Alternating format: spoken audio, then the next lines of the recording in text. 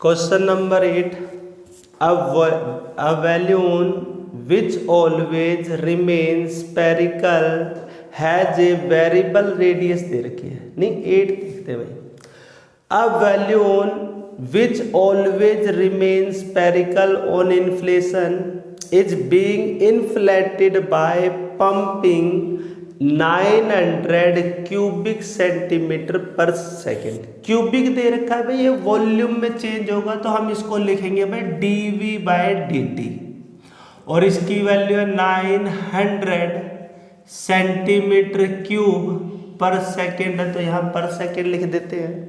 इसके आगे दे रखा find the rate at which the radius of the volume increase. Radius of the volume increase की बात हो रही है तो मुझे कैलकुलेट करना है dr/dt. ये मुझे कैलकुलेट करना है भाई. और लास्ट में r की वैल्यू मुझे कितनी दे रखी है 15 सेंटीमीटर, तो हम ये लिख देते हैं. सबसे पहले हमें वॉल्यूम की बात हो रही है और इसके अंदर एक वैल्यून दे रखा है. वैल्यून को हम स्पेयर बोलते हैं तो लिखेंगे वॉल्यूम ऑफ स्पेयर का फॉर्मूला 4/3 पाई r क्यूब होता है. क्या फॉर्मूला होता है v की equal to 4/3 pi r cube. अब विद रिस्पेक्ट टू मुझे किस में चलना है भाई, t में चलना है. तो v का जब डेरिवेटिव करेंगे तो लिखेंगे dV/dt इक्वल टू में 4/3 as it is pi as it is. अब हमें r की पावर 3 का डेरिवेटिव करना है. मैंने बताया था जो पावर है वो नीचे आ जाती है तो यहाँ लिखेंगे 3 और एक पावर कम करेंगे तो r की पावर 2 हो जाएगी. और फिर यहाँ पे बचा क्या है r का derivative with respect to t करना है तो dr/dt लिखना पड़ेगा. कंप्लीट. अब ध्यान से देखो इसमें क्या कट रहा है तो हम यहाँ 3 से 3 कट कर देते तो लिखेंगे 4 पाई r का स्क्वायर dr/dt. अब मुझे dV/dt की वैल्यू दे रखी है 900 सेंटीमीटर पर सेकेंड. तो यहाँ लिख रहे हैं 900 सेंटीमीटर क्यूब पर सेकेंड. अब ये डिजिट पूरी मल्टीप्लाई में इस साइड में आएगी तो डिवाइड में तो ध्यान से देखना dr/dt ये सेम है. यहाँ लिख रहे हैं 900 सेंटीमीटर क्यूब पर second divide by 4 pi. r की वैल्यू देखो भाई क्या है और ये r का स्क्वायर है. r का स्क्वायर की जगह हम ये पुट करेंगे तो लिखेंगे 15 सेंटीमीटर स्क्वायर. पूरी वैल्यू पुट कर दी हमने. अगर हम लिखेंगे तो ये 900 सेंटीमीटर क्यूब पर सेकेंड है. डिवाइड करेंगे तो 4 पाई आएगा ब्रैकेट में. 15 सेंटीमीटर का स्क्वायर है तो 15 का स्क्वायर होता है भाई 225 और सेंटीमीटर के ऊपर भी स्क्वायर आएगा तो ये हमारे पास आंसर है dr/dt. अब इसको कट कर देते हैं, सोल्व कर देते हैं. यहाँ पे सेंटीमीटर क्यूब है, ये सेंटीमीटर स्क्वायर है. जब कट करोगे तो ओनली फॉर 1 सेंटीमीटर बचेगा भैया हमारे पास. और हम इसको कट करते हैं 5 से, 15 से करते हैं भाई. 15 जा 225 होता है. 15 से कट करो तो 15 6 जा 90 होता है. ये 0 की 0 आ जाएगी. फिर कट करते 15 1 जा 15 4 जा 60 होता है. और 4 से ये कट कर देंगे तो कहने का मतलब 1 तो ऊपर बचेगा, नीचे पाई बचेगा. ये सेंटीमीटर है, ये पर सेकेंड है. dr/dt. Question number 8 complete. Question number 9. अब वैल्यून, फिर से बात हो रही है वैल्यून की. तो वो वैल्यून हमारा स्पेयर होता है. स्पेयर होता है तो उसका हमें फॉर्मूला पता है. अब balloon which always remain spherical has a variable radius. अब रेडियस को इन्होंने वेरिएबल बोल रखा है. Find the rate at which volume is increase. इस बार वॉल्यूम इंक्रीज की कह रखी है तो हम इसका वॉल्यूम का फॉर्मूला होता है 4/3 पाई r क्यूब. और r की जो वैल्यू दे रखी है वो हमें दे रखी है 10 सेंटीमीटर. लेकिन इन्होंने एक वर्ड बोला है, देखो दोबारा से लाइन पढ़ रहा हूं, a balloon which always remain spherical has a variable radius. हमें विद रिस्पेक्ट टू रेडियस चलना है इसके अंदर।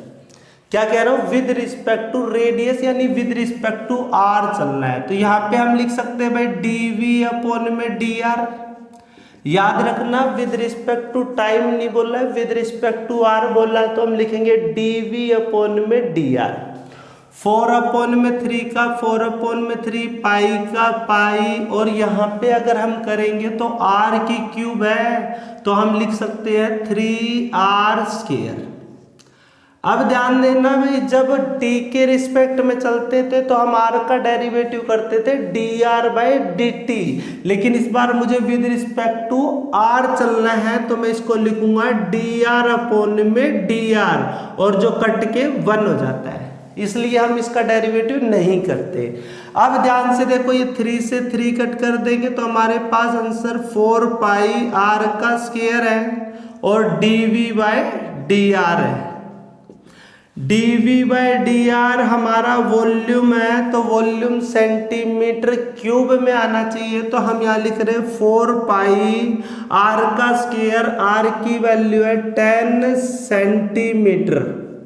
ध्यान देना क्या लिखते हैं यहाँ पे, दोबारा से लिखते हैं भाई 10 सेंटीमीटर स्क्वायर कर दिया हमने।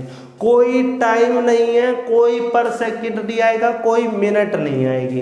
अगर हम इसे सोल्व करेंगे तो 4 पाई हो जाएगा, 10 का स्क्वायर करेंगे तो लिखेंगे भाई 100 सेंटीमीटर स्क्वायर।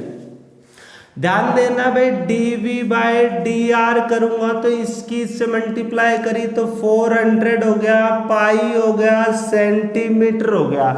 लेकिन ये तो अपना वॉल्यूम है, यहाँ पे तो सेंटीमीटर स्क्वायर है, तो अपनी मर्जी से 1 सेंटीमीटर से मल्टीप्लाई कर देंगे और 1 सेंटीमीटर से डिवाइड कर देंगे, क्योंकि सेंटीमीटर स्क्वायर तो पहले ही है। 1 सेंटीमीटर से मल्टीप्लाई करेंगे सेंटीमीटर क्यूब हो जाएगा, डिवाइड में सेंटीमीटर हो जाएगा।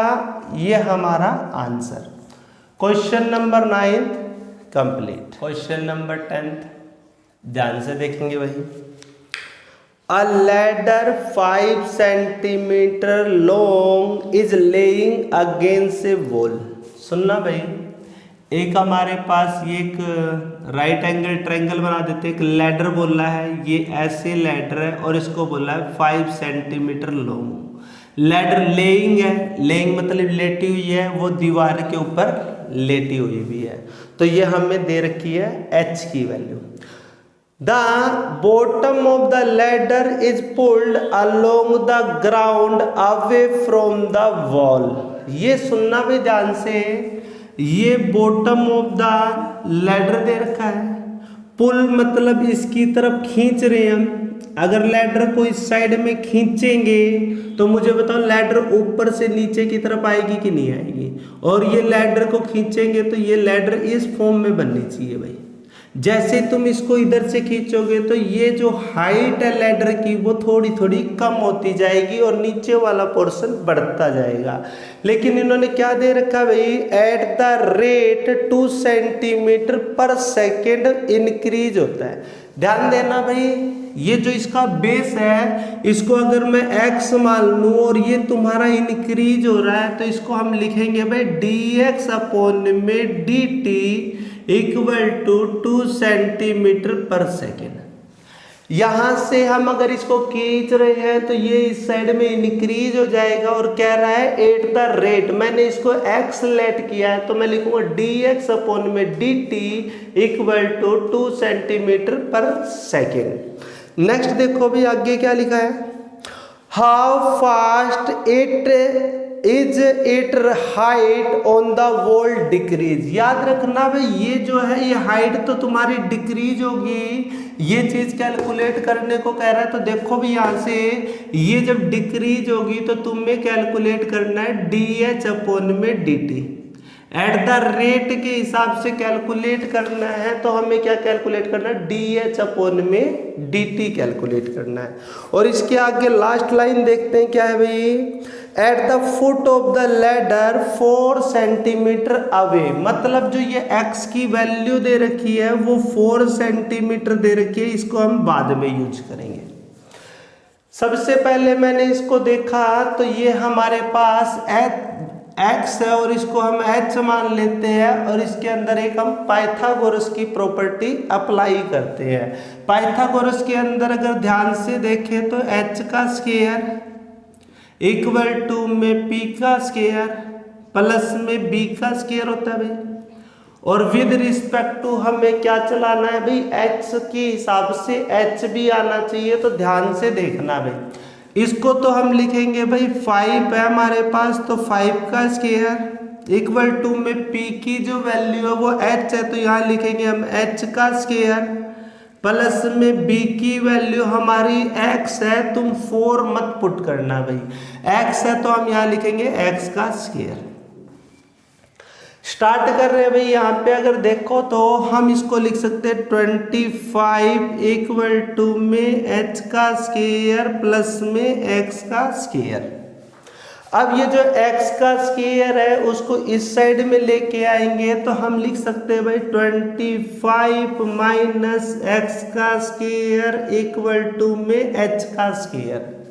अगर हम इसको देखेंगे तो इसको ये h का स्क्वायर है, अगर h करेंगे तो ये इस पे रूट बन जाएगा भी हमारे लिए, हम लिखेंगे 25 माइनस x का स्क्वायर।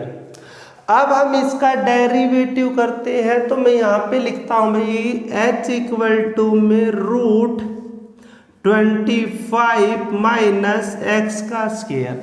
इस वाले को मैंने यहाँ पे लिख दिया भाई। अब डेरिवेटिव स्टार्ट, जब h का derivative with respect to t करेंगे तो यहाँ पे हमारे पास आएगा भाई dH अपॉन में dt इक्वल टू में इसका डेरिवेटिव जो रूट होता है उसका डेरिवेटिव लिखते 1 अपॉन में 2 रूट 25 माइनस x स्क्वायर। फिर हम अंदर वाले 25 का करेंगे तो 0 होता है, माइनस x स्क्वायर का करोगे तो माइनस का 2x होता है। फिर x का अगर डेरिवेटिव करेंगे तो dx अपॉन में dt होता है। क्या लिख रहे हैं, dx अपॉन में dt होता है।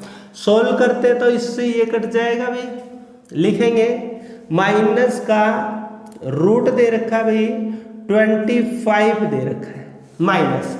अब ऊपर देखेंगे तो हमारे पास x है, माइनस का x की वैल्यू है 4 सेंटीमीटर, तो हम यहाँ पे पुट कर देते हैं भाई 4, और x की जगह नीचे पुट करोगे तो लिखो भाई 4 का स्क्वायर और dx अपॉन में dt है भाई, dx अपॉन में dt की वैल्यू 2 सेंटीमीटर पर सेकेंड है।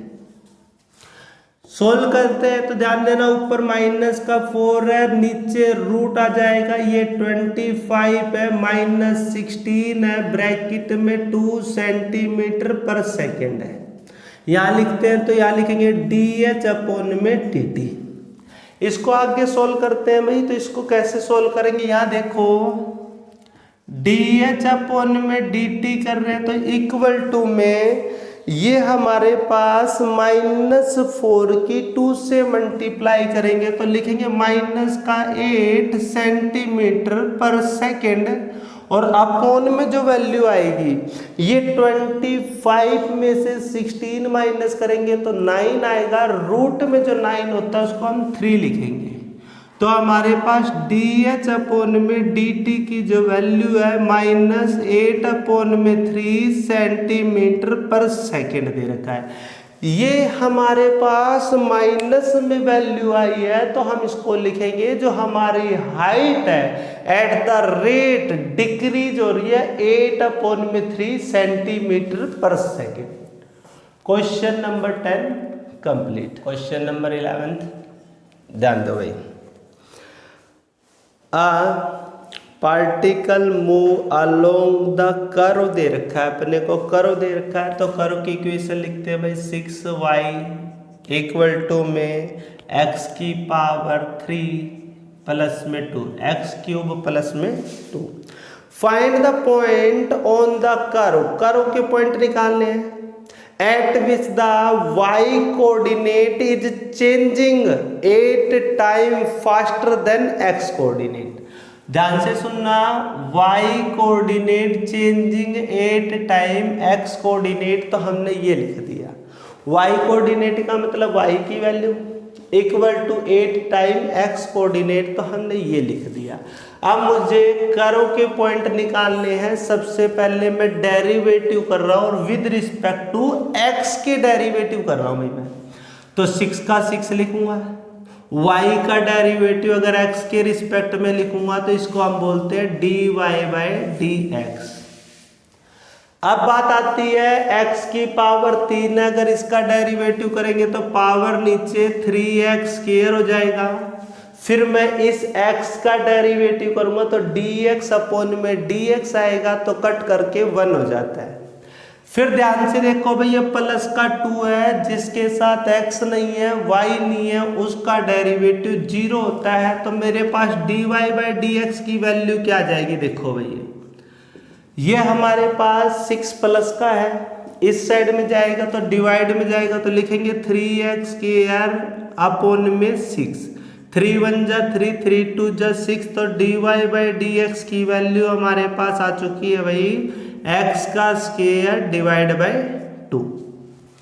जैसे तुमने यहाँ डेरिवेटिव किया है, इसका भी डेरिवेटिव करते हैं विद रिस्पेक्ट टू x, तो y का डेरिवेटिव लिखो भाई dy/dx इक्वल टू में 8 का 8 आ जाएगा भाई। अगर x का डेरिवेटिव करोगे तो x का डेरिवेटिव 1 होता है, क्योंकि dx अपॉन में dx करेंगे। dy/dx की वैल्यू हमारे पास 8 है भाई, तो हम यहाँ पुट कर रहे हैं तो लिखेंगे 8 इक्वल टू x² अपॉन में 2 अपॉन में 1। क्रॉस मल्टीप्लीकेशन करेंगे तो इसकी इससे मल्टीप्लाई 16 आ जाएगा, x का स्क्वायर आ जाएगा, और x की वैल्यू करेंगे तो ये स्क्वायर इधर जाएगा तो √16, कहने का मतलब प्लस माइनस 4x की वैल्यू आ चुकी है। हमें y की वैल्यू निकालनी है, कर्व के अंदर रखनी है, तो हम इसमें पुट करेंगे। एक बार x इक्वल टू हमारे पास 4 है और एक बार x इक्वल टू हमारे पास माइनस का 4 है। हम +4 पुट कर रहे हैं भाई इस इक्वेशन में, तो ये इक्वेशन हमारे पास है 6y इक्वल टू में x की पावर 3 प्लस में 2, 6y का 6y 4 की पावर 3 कर देते हैं, प्लस में 2 कर देते हैं भाई। यहाँ पे x की जगह 4 पुट कर रहे हैं, 6y इक्वल टू में 4 की पावर 3 करोगे तो 64 आएगा भैया, प्लस का 2 करेंगे तो ये हमारे पास 66, y ये 6 इधर मल्टीप्लाई में डिवाइड में जाएगा और कट करेंगे तो 11, y की वैल्यू 11। जब हमने प्लस का 4 पुट किया तो हमारा आंसर 11, एक पॉइंट हो चुका है 4 और 11, पहला पॉइंट हो चुका है। अब हम माइनस का 4 पुट करते हैं, लिखते हैं 6y इक्वल टू x की पावर 3 प्लस में 2। इसके अंदर अब हमें वैल्यू पुट करनी है, तो ये ध्यान से देखो भाई।